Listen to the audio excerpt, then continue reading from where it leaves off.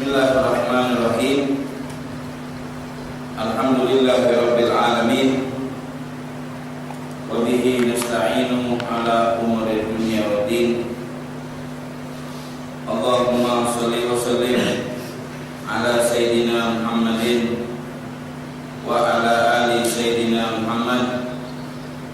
Nawaina ta'allum ta'lim wa naf'a wal intifa' wa tadakkur wa tadhkir wal ifada wal istifada wal hatta ala tamassuki bi kitabillah wa sunnat rasulih wa dilala ala al-huda wa du'an ila al-khair ibtigha'a mardatillah wa qurbihi wa thawabih. Wa ma nawahu masyayikhuna wa niyatana bi niyatihim wa a'malana bi a'malihim wa maqasidna bi maqasidihim. Alhamdulillah, pada malam yang penuh barokah ini, marilah kita sama-sama bersyukur kepada Allah Subhanahu wa taala yang telah memudahkan langkah kaki kita hingga kita bisa melaksanakan sholat maghrib secara berjamaah. Kemudian kita bisa menghidupkan waktu setelah sholat maghrib dengan sedikit membaca kalam Allah Azza wa Jalla. Kemudian setelah itu bisa kita melaksanakan sholat isya secara berjamaah. Ma'asyiral hadirin rahimakumullah, malam ini bakal kita mempelajari firman Allah Subhanahu wa taala di dalam surah Al-A'raf, surah yang ke-94, yaitu firman Allah Subhanahu wa taala, "Wa ma arsalna fi qaryatin min nabiyyin illa akhadna ahlaha bil ba'sa'i wad dharra'i la'allahum yadharrun." Yang artinya firman Allah Subhanahu wa taala, tidaklah kami utus daripada nabi untuk membawa dakwahnya ke sebuah tempat kecuali didustakan oleh umatnya. Kemudian kami hukum umatnya yang mendustakan Nabi bil ba'sa'i, dengan syiddatul fakri, dengan kemiskinan, wad dharra'i, dan ditimpa dengan berbagai macam penyakit, la'allahum yadharrun, agar mereka itu sadar. Kalau sudah mereka sadar, mereka akan beriman kepada Allah Subhanahu wa ta'ala. Ini dari makna atau alih bahasa di dalam surah Al-A'raf yang bisa kita ambil pelajarannya. Yang pertama, bahwasanya termasuk daripada sunnatullah. Sunnatullah di dalam pengutusan seorang nabi kepada umatnya pasti banyak daripada cobaan. Pasti banyak berbagai macam cobaan, penghinaan, mencaci, menghina, menghujat, macam-macam. Kalau kita berani mengambil tugas seorang nabi dan rasul, siap atau tidak, kita harus mengambil apa yang dialami oleh nabi dan rasul. Zaman dahulu ada seorang alim ulama, dia berdakwah di sebuah tempat. Setelah dia berdakwah, disambut hangat dakwanya tadi, dihormati, dimuliakan. Yang dia inginkan harta dikasih, benda dikasih, kehormatan dikasih, kemuliaan, semuanya dikasih. Suatu saat dia berpikir, kenapa aku ini beda dengan Nabi Muhammad? Kalau Nabi Muhammad dicaci, dihina, tidak dihormati, dipojokkan, dikatakan Ibn Abi Kabsyah anaknya pengembala. Alhasil tidak diangkat. Kalau dia ngawal kebaikan itu tidak diangkat. Kenapa aku dihina, dimuliakan? Ini dia bingung, apakah aku ini tidak ikhlas, kata dia.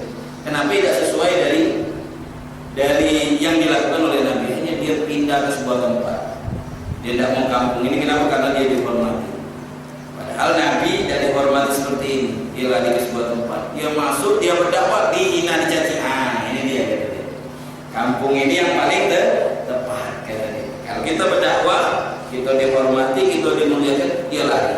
Kenapa? Karena tidak sesuai dengan Nabi Muhammad. Agar sama dengan Nabi Muhammad, setiap orang yang membawa dan memegang risalah dakwahnya Nabi Muhammad harus siap.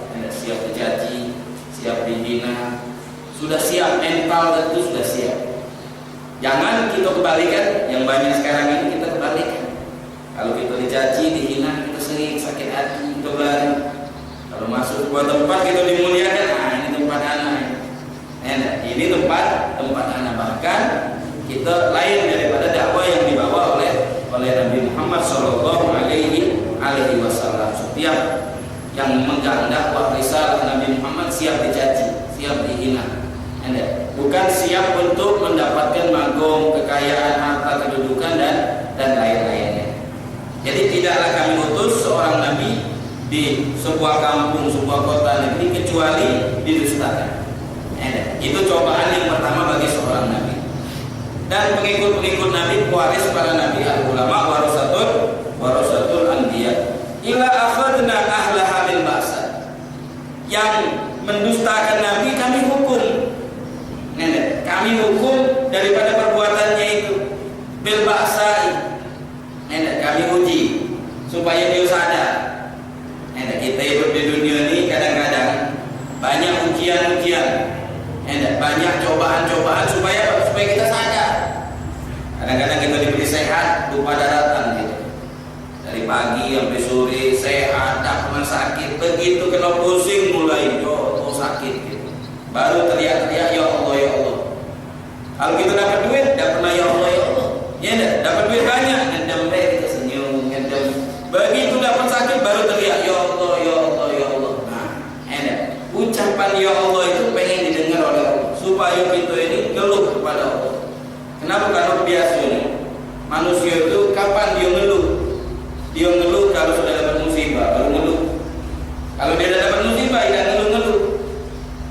Oleh karena itu, ujian dan cobaan yang menimpa kita itu sebenarnya itu peringatan agar kita ini mau sadar, mau mengeluh kepada Allah Subhanahu wa taala. Wa dharrai, diuji juga dengan penyakit. Kalau kita melanggar hukum, ingkar kepada Nabi dan yang semisalnya dan yang lain-lainnya. Di antara ujian Allah ini penyakit. Bab musibah penyakit ini ada macamnya.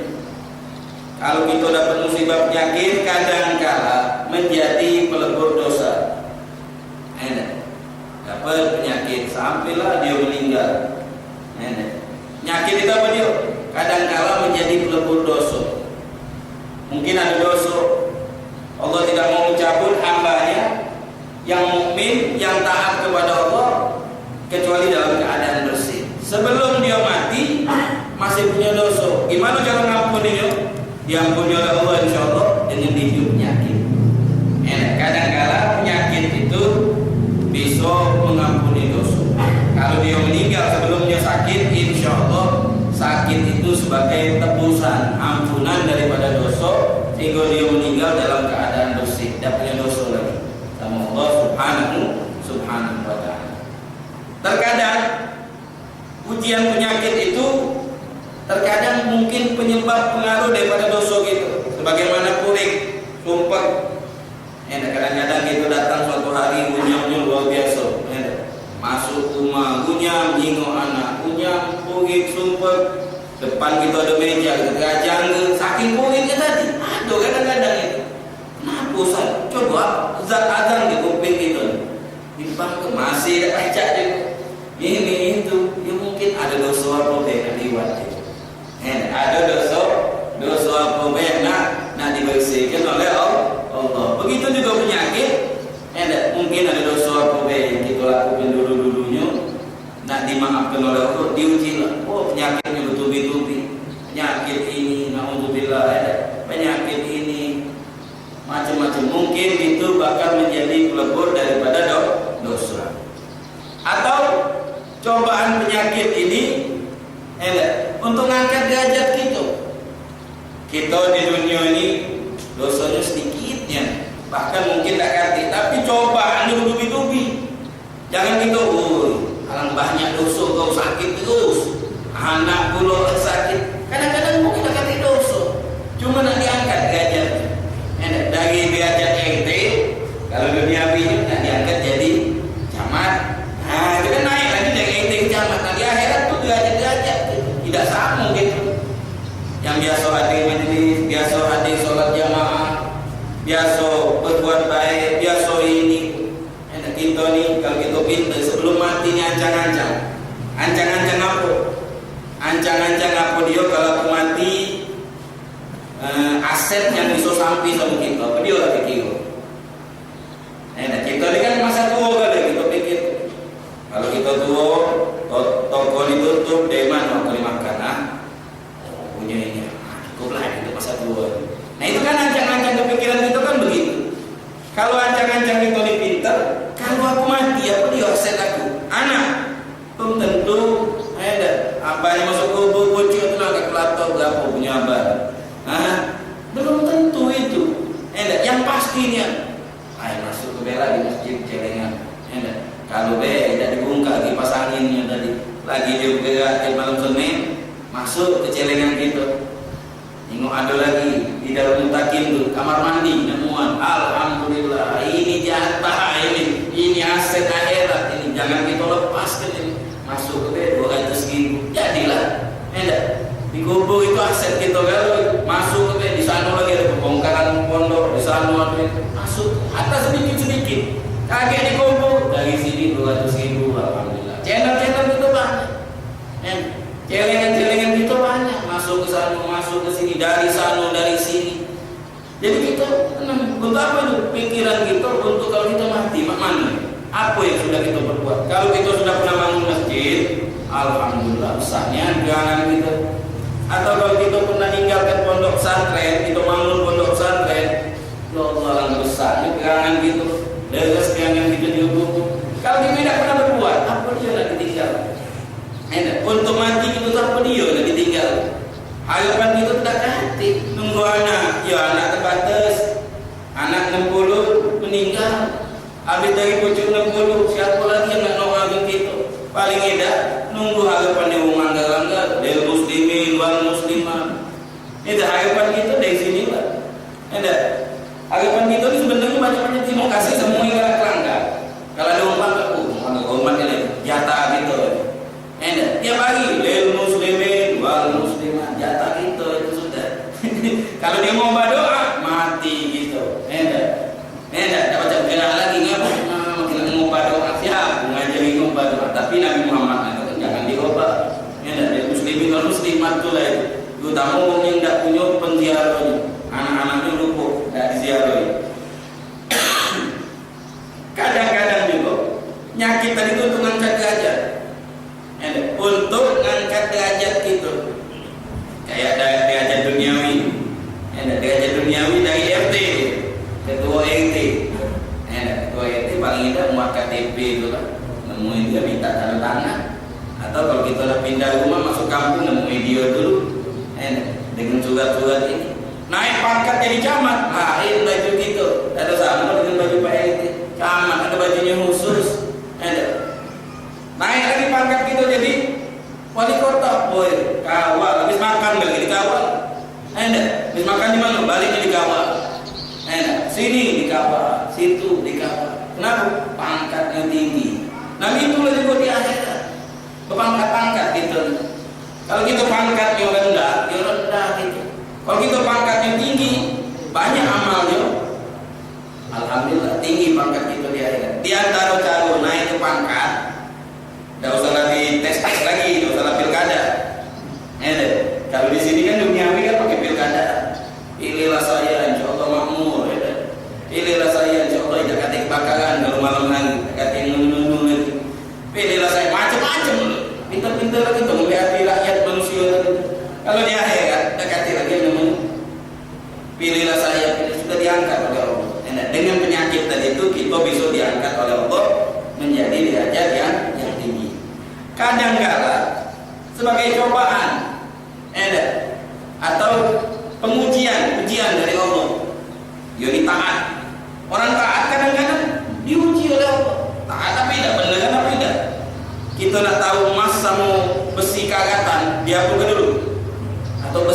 pasir, emas ke pasir, gali emas, ada kayak di Kalimantan sampai nanti dapat emas.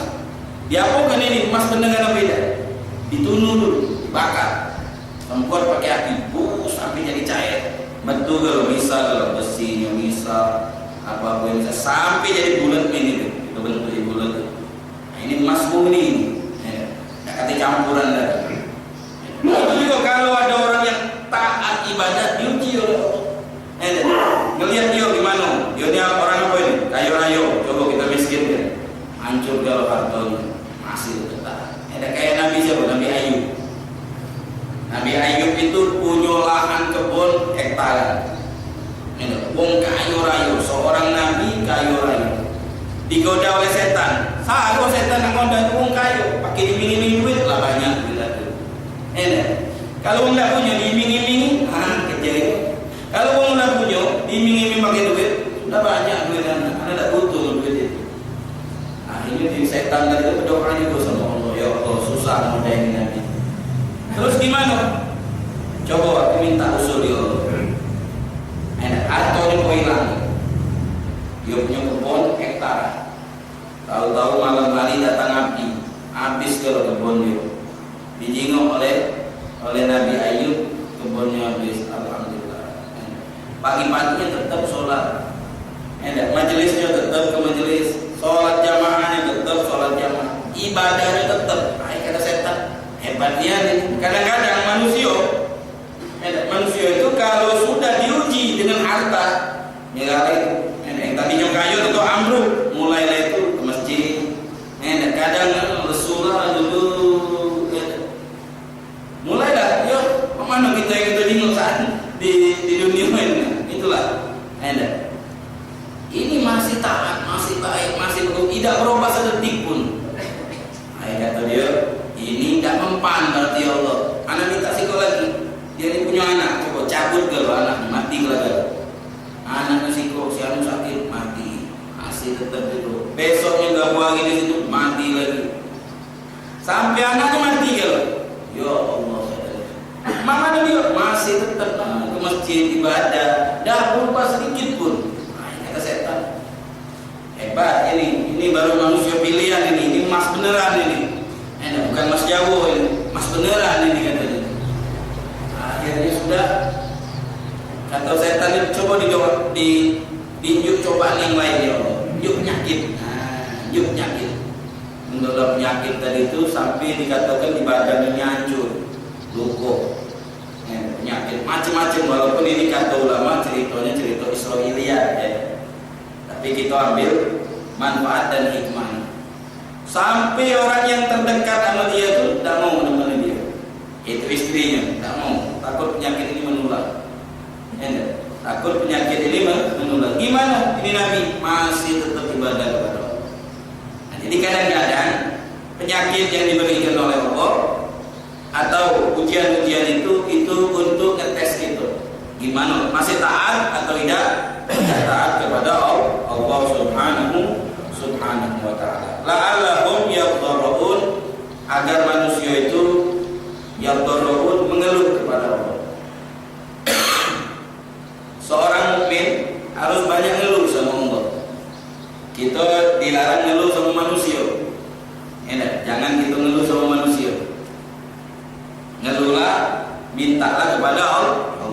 Kenapa? Karena manusia kalau kita ngeluh, dia biasa deh, tidak diberikan. Kalau Allah kita ngeluh sama Allah, itu didengar oleh Allah. Banyak-banyaklah kalian mengeluh kepada Allah. Kadang-kadang kita sayangkan manusia ini, banyaklah ngeluh sama manusia daripada ngeluh sama Allah. Iya beda. Kadang-kadang kita ini banyak ngomong sama manusia, tidak ngomong sama Allah. Aku nih hidup satu anak banyak, makan kadang ini, anak ini dah sekolah, dunia ngeluh sama siapa? Sama manusia. Padahal kita dianjurkan ngeluh sama Allah.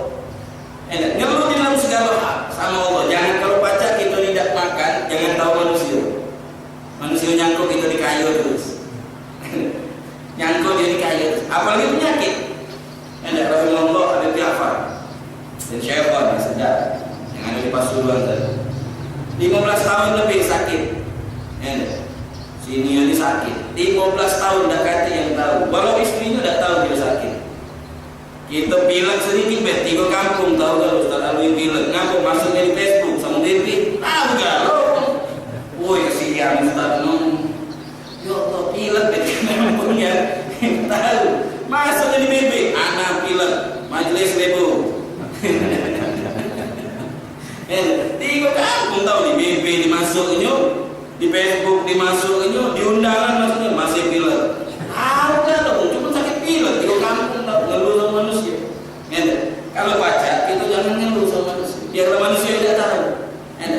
Biarlah yang kita perlu ini adalah Allah. Jangan ngeluh sama manusia. Itu kurang bagus. Jadi kalau nak mengeluh sama Allah, kenapa? Karena manusia tidak baca bukan juga. Kalau kita ngomong pilek, apa habis ngomong tadi itu? Baik pilek itu. Tidak baik-baik kan. Nah, jadi kita banyaklah mengeluh kepada Allah. Nabi Muhammad lapar. Tak pernah ngeluh sama orang lain. Kita harus makan banyak. Padahal lapar tidak makan. Akhirnya datang sahabatnya, muka sarungnya dikebet di perut, untuk menentukan batu kerikil itu, batu koral coran itu. Ada yang bigo, ada yang kata Nabi Muhammad aku limun, susah lagi. Nah, belum makan juga, dengan dembe, becak makan tiap hari, tidak jalan. Ngeluh sama malah masalah duniawi, tidak jalan ngeluh sama manusia. Ngeluhnya sama Allah Subhanahu wa Ta'ala. Allah justru senang seorang hamba ngeluh kepadanya. Kalau manusia ada mengeluh punya, ada. Benar kan tidak? Kalau ada ngeluh datang rumah itu saat anak ini, anak ngeluh sama kita, punya manusia. Tapi kalau kita ngeluhlah sama Allah Subhanahu wa Ta'ala.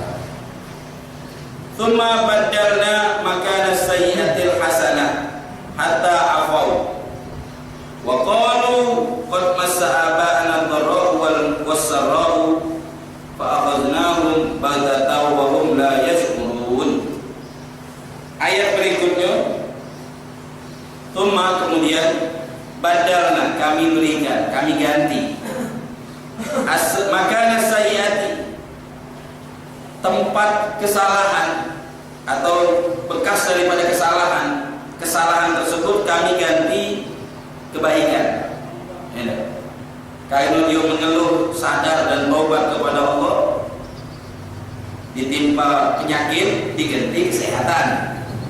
Dia ditimpa kemiskinan, sayyi'ah miskinnya diganti oleh Allah kekayaan. Hatta afau sampai banyak. Wa qalu qad massa aba'ana dharra wa sarra, telah menimpa kepada aba'ana orang-orang tua-tua kami as-dharra wa sarra, telah menimpa kepada mereka kesusahan. Fa akhadnahum bil adab, kami ambil mereka dengan adab baghtatan seketika. Wa hum la yashkurun, sedangkan mereka tidak terasa.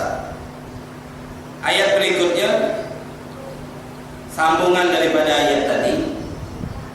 Kalau kita berubah dengan diberikan oleh Allah ujian, kita berubah. Tadinya tidak beriman, alhamdulillah. Tadinya kurang ibadah, diberikan ujian. Kalau kita berubah, insya Allah ujian dan itu sebagai pelebur dosa. Sebagaimana sudah kita ceritakan, bahwasanya ada jenis penyakit itu bukan hukuman. Jangan kita salah sangka, bukan penyakit itu nah jalan itu hukuman. Kalau kau malas ini tidak.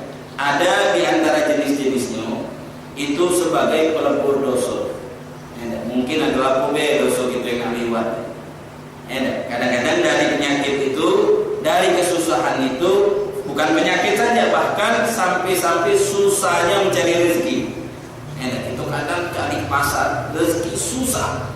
Sehingga dari susah itu datang purik. Bahasa kita ini sumpah, purik. Purik tadi itu kadang-kadang berlebihan. Nah itu purik itu sebagai pelebur dosa. Kata Nabi Muhammad, saking mudahnya kita mencari ampunan itu sampai purik. Kalau susahnya ekonomi atau susahnya penyakit itu bisa menjadi pelebur dosa. Walau anna ahlal qura amanu wattaqau la fatahna alaihim walakin kadzabu aghadnahum bima kanu yaksibun. Walau anna ahlal qura, seandainya penduduk sebuah negeri, sebuah negeri seandainya lau itu masuk itu nyandai kata. Seandainya sebuah negeri, satu negeri dan itu aman, beriman, wattaqau, dan bertakwa kepada Allah, nyago dirinya daripada maksiat. Artinya iman dan bertakwa, baik dah sebuah negeri. Kalau seandainya kita bisa mewujudkan, membangun sebuah negara, negara tadi itu bagus, rakyatnya taat kepada Allah, tidak ada maksiat, iman galau, dan bisa menahan dirinya daripada maksiat. Seandainya kayak gitu, la fatahna, pasti. La fatahna itu artinya pasti kami bukakan. Bukakan apa? Alaihim barokah. Barokah itu artinya bertambah. Barokah itu yang kita minta barokah. Kalau ada makan minta barokah. Apa itu barokah? Barokah itu bertambah, ya stop. Namanya barokah. Kalau air satu gelas diminum tidak habis-habis, itu barokah. Nah, itu namanya barokah. Pastilah bumi yang ada di bumi ini itu bakal bisa berkembang. Itu maknanya barokah. Pasti kami turunkan berkah, bukan artinya hujan berkah, hujan duit atau apa, bukan. Bumi ini bisa dikembangkan, bisa dikelola dengan baik. Seandainya sebuah negeri beriman kepada Allah dan bertakwa kepada Allah, niscaya dunia ini bisa menambahkan hasil yang besar, yang bagus untuk umat manusia. Artinya apa dia? Buminya kita untal ke bibit, langsung hidup, hasilnya panennya bagus, airnya pun wadai gelas jadi air aqua, atau lautannya pun ikannya pacak dimasak, pacak dimakan. Dia mendatangkan kemakmuran, makmur, rakyatnya senang, makanannya banyak, dari langit turunnya berkat, hujannya menjadi penenang. Sekarang ini hujan takut gitu. Kalau hujan, nah mulai dak dikduk ngabok, banyak dikit longsor. Dari langit dah lemah, dari bawah juga dah lemah. Kenapa ini sekarang ini? Kita tengok ada di negeri kita. Nak nyari apa ada galau di sini. Lebih jahat dari zaman Nabi-Nabi dulu. Kalau zaman Nabi-Nabi dulu ada kejahatan, tapi tidak sejahat di zaman itu. Mana zaman Nabi dulu ada narkoba? Mana ada zaman Nabi dulu? Kenapa umat ini tu malu lah sah? Tanya narkoba, tanya gelek bahasa kita ni. Iya jadi itu kalau dulu kalau nakal risiko nakal. Apa dia nakal ini? Yang lain tidak. Zaman sekarang ada kan? Nah aku dia ada zaman sekarang. Nah yang lebih dahsyat 1000 kali lebih hebat. Yang tidak terbang.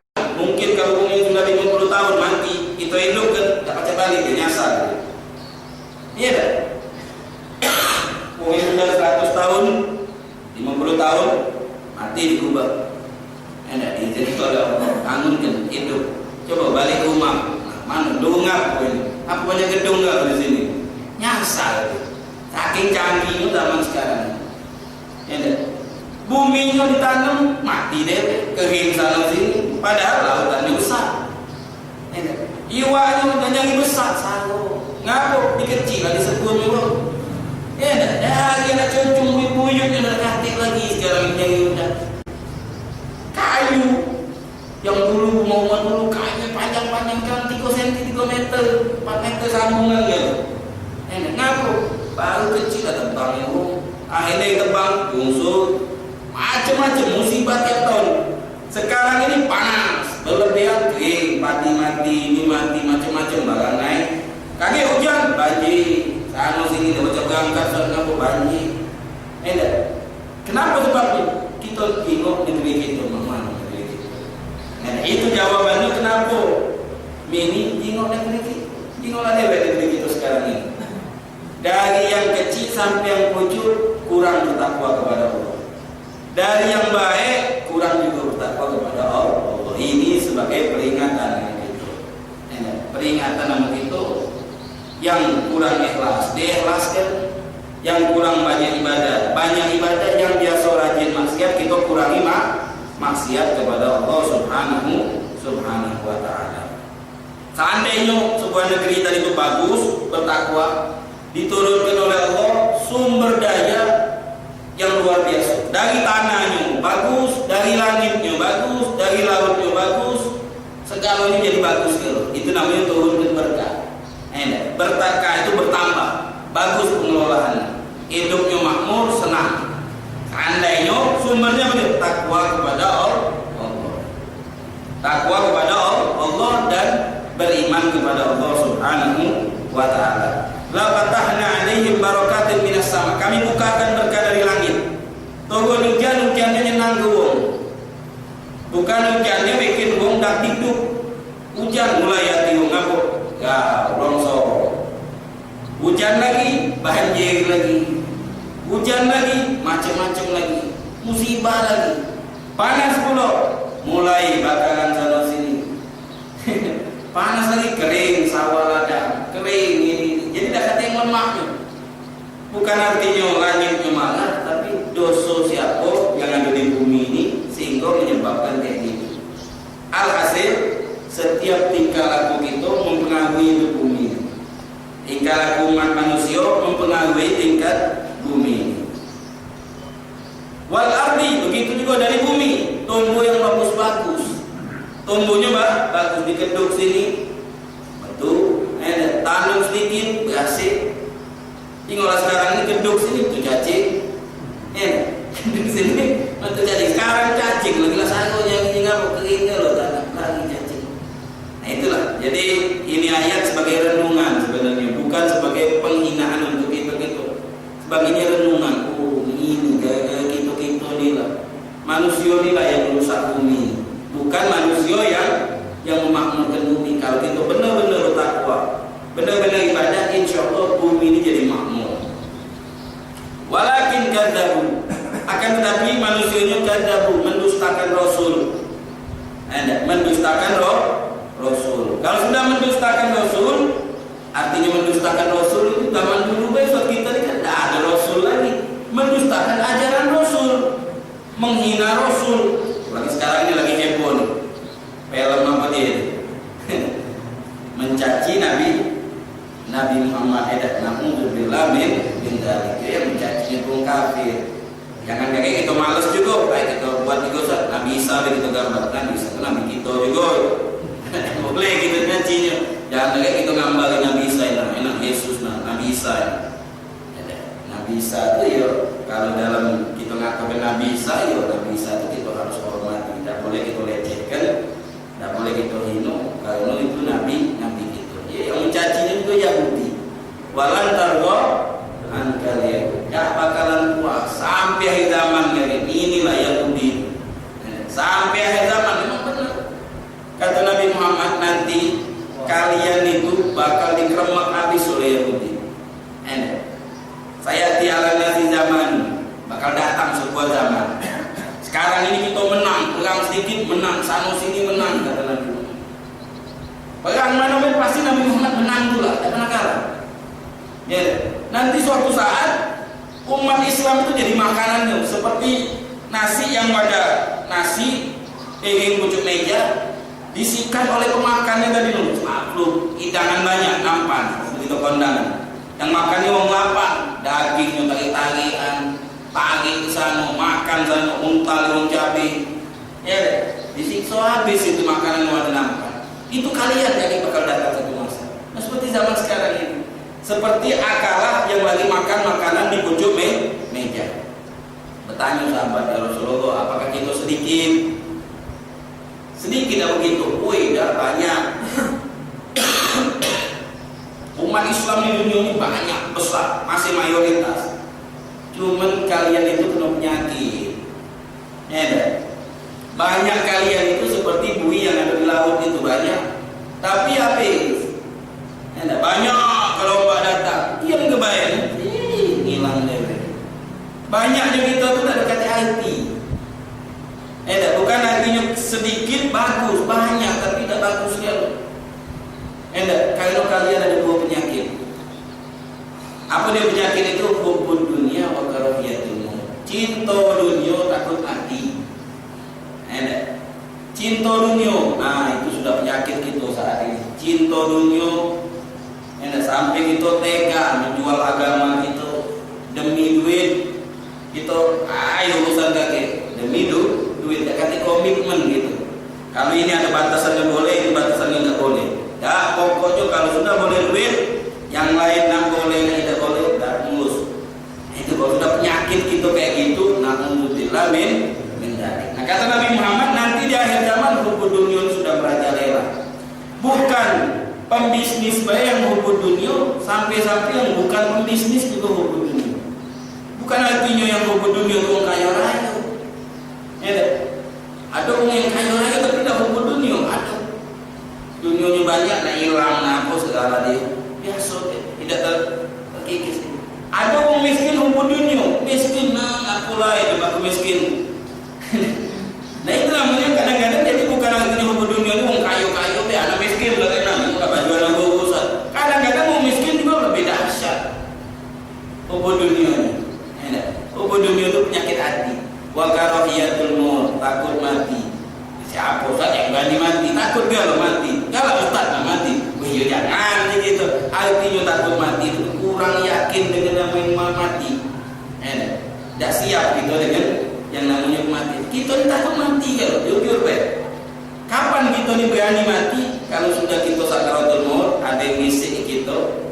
Gana, gani tak mati, masih belum gani. Kau bakal dapat ini. Mati. Nah baru kita berani mati. Kalau sekarang ini tawarin, nah hidup mana mati? Woi kaget. Hatta yang sudah tua, yang sudah penyakit, nah hidup mana mati? Nah hidup. Nah kata yang nak mati, kau nak mati sekarang kita gali lubang. Nah kata yang berani. Kapan kita ni berani mati? Berani mati kalau sudah tengok tempat kita, tengok tempat video ini tempat kau ini. Yo cepat cabut. Cepat ke cabut, minta dicabut gitu. Nah makanya orang mukmin dia senang ketemu Allah. Barang siapa yang senang ketemu Allah, Allah senang ketemu dia. Ya, Allah senang ketemu dia. Makanya Rasulullah kalau ngirim surat sama orang-orang kafir, orang Persia, orang Romawi zaman dulu, apa isi suratnya Nabi Muhammad? Wahai kaum kafir, masuk Islamlah, sadarlah. Kami membawa pasukan yang suka dengan kematian. Wong galak mati, demen dengan mati, tidak mati nangis. Ini pasukan yang luar biasa ini. Dia berjihad, balik ke rumah tidak mati nangis. Kenapa aku tidak mati katanya? Itu simpulan mati dia masuk surga boleh makan syuhada. Kenapa aku tidak mati? Kita sekarang ini alhamdulillah masih panjang umur. Kan kebalikannya. Ya. Nah jadi Rasulullah aku bawa pasukan dia ini suka mati. Bukan suka hidup, tapi suka dia mati. Kalau dia mati di medan perang, dia mengatakan alangkah senang. Bilal bin Rabah, yang kita kenal Bilal, sahabatnya Rasulullah. Pas dia sakit tadi sudah tak baca bergerak lagi, sudah nunggu bahasa kitanya. Orang yang ada di sekitarnya, keluarganya mengatakan, wah Karobah, aduh alangkah celakanya kau, dikit lagi nak mati. Aduh alangkah kasihannya lah, engkau sedikit lagi nak mati ini. Dia mengatakan begitu, wa toroba, alangkah senangnya aku saat ini. Godan al-gol ahibba Muhammad dan Hizbah. Besok ini sehari aku tengok ayat kamu, besok aku tengok ayat Nabi Muhammad. Besok ini aku melihat mukanya Rasulullah Sallallahu Alaihi Wasallam, Muhammad dan Hizbah dan pengikutnya. Kenapa? Karena dia nak mati karena dia sudah melihat. Esok ini bakal ketemu sama Nabi Muhammad. Nah di saat itulah kita cinta yang namanya mati. Nah, jadi oleh karena itu jangan sampai kita dimainkan sama al-Yahud wan Nasara. Jadi kata Nabi Muhammad, nanti akan datang suatu zaman yang mana umat Islam jadi mainan. Nah, sekarang ini dicaci, dihina, disepelekan, dilecehkan nabinya, satu persatu dilecehkan. Tinggal kita kembali kepada Allah Subhanahu wa taala. Qala apa amina ahlul qura ayatiyahum ba'suna bayatan wa hum naimun. Awa amina ahlul qura ayatiyahum ba'suna duhan wa hum yal'abun afa aminu makrallah fala ya'manu makrallah illa al-qaumul khasirun. Apakah penduduk sebuah negeri ngerasa aman untuk datang kepada mereka hukuman di malam hari? sedangkan mereka dalam keadaan tidur kalau malam hari. Apakah penduduk negeri itu merasa aman? Tiba-tiba datang secara mendadak hukuman di siang hari, sedangkan mereka dalam keadaan lagi bersenang-senang, lagi bermain-main, lagi di pasar, lagi ini, lagi itu. Apa aminu makrobo? Apakah kalian merasa aman daripada murka Allah?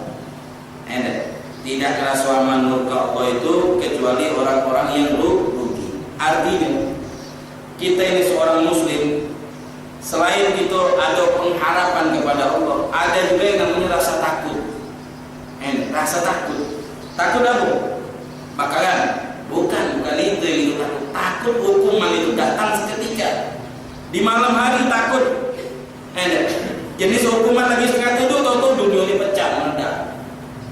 Atau di siang hari kita lagi sibuk jalan ke pasar, tahu-tahu hukuman Allah itu datang. Itu namanya ada rasa takut atas perbuatan yang sudah kita perbuat.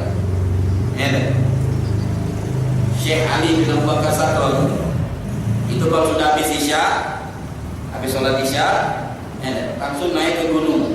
Di Hadramut itu banyak gunung kecil, tebing lah bahasa gitu.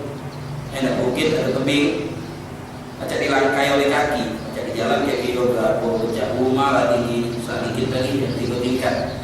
Di situ lagi ada gua yang jabal. Masuk ke tempat itu ibadah. Kapan baliknya? Baliknya azan subuh. Azan subuh turun dari gua itu, kemudian di masjid sholat lagi. Nggak tidur semalaman. Habis pagi istirahat itu. Mungkin jam 9 jam 8 bangun ibadah lagi. Itu tiap hari kerjanya.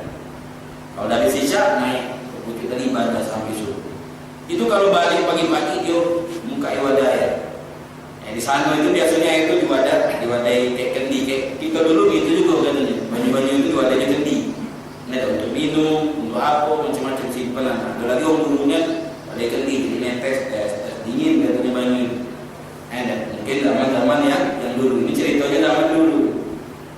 Jadi kalau balik itu muka ibadah ya, dia buka dia nyicip gitu. Kenapa? Tadi malam kita banyak durhaka kepada Allah, banyak maksiat kepada Allah, kurang lalai, banyak lalai gitu sama Allah, tidak ingat sama Allah. Coba ada hukuman tak diulangi? Nyicip banyu, ada hukuman tak diulangi? Gitu. Wah belum ada, alhamdulillah. Berdoa lagi sama Allah, jangan sampai diturunkan hukuman dari ini. Dia mengatakan semalam itu banyak lalai kepada Allah, banyak durhaka kita kepada Allah. Padahal malamnya itu mana? Bukan ngorok malam itu pucuk gunung ibadah sampai subuh.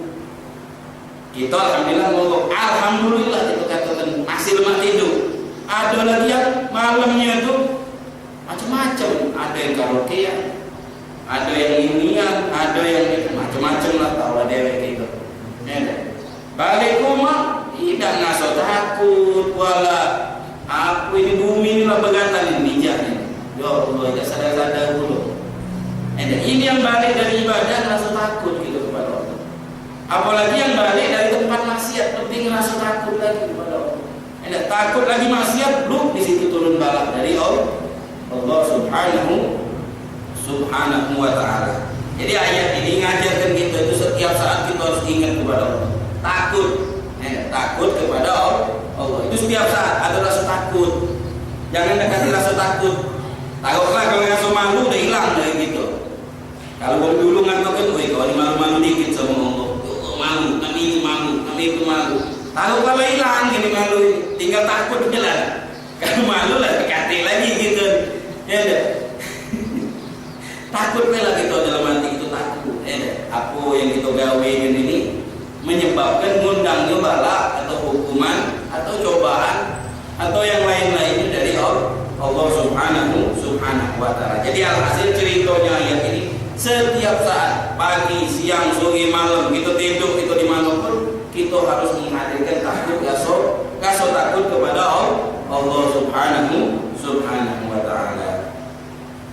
Awalam yahdi lil ladzina yarisuna al-ardha min ba'di ahliha annaw nasha'u asabnahum bi dzunubihim wa natba'u ala qulubihim fa hum la yasma'un.